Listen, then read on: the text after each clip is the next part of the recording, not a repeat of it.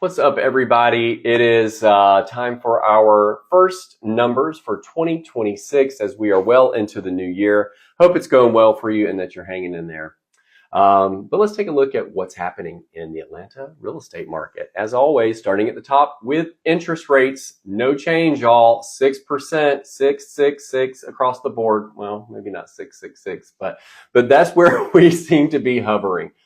In that low 6% range, a little lower for FHA. You see that 5.8% there. So that's where we've been, and I think that's where we're going to be hanging out for a little while longer. So $410,000 is our median sale price. That did jump up a bit from December and up 1.5% from last year. So we like to see a little upward movement with that. 1,617 new listings hit the market in January. That did jump up quite a bit from December, but not a huge surprise. We do always see a spike of new listings coming on the market after the holidays. Now, what is noteworthy, I believe, is this 12% decrease in new listings from last year. So I did notice for December and January, new listings seem to be down as compared to last year. So we'll have to keep an eye on that and see what happens with new listings and inventory as we move closer to spring. 49 days is our median days on market. That jumped up a little bit up from last year. That means how long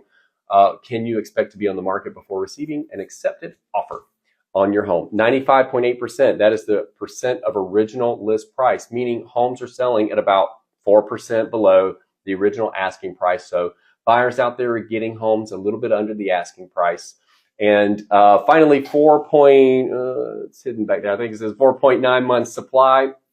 Our housing inventory, that did come up a bit from last month. And, just keep in mind at 6 months supply is where we start to move into that buyer's market territory. So we approached that last year, but then that has dropped back down to 4.9, meaning we're still in a seller's market in the city of Atlanta for condos and single family homes. So that is it for January. I will always do my duty to keep an eye on these numbers and report them to you each month. We'll see you again in March and take a look at what happened in February. Bye, y'all. Cheers.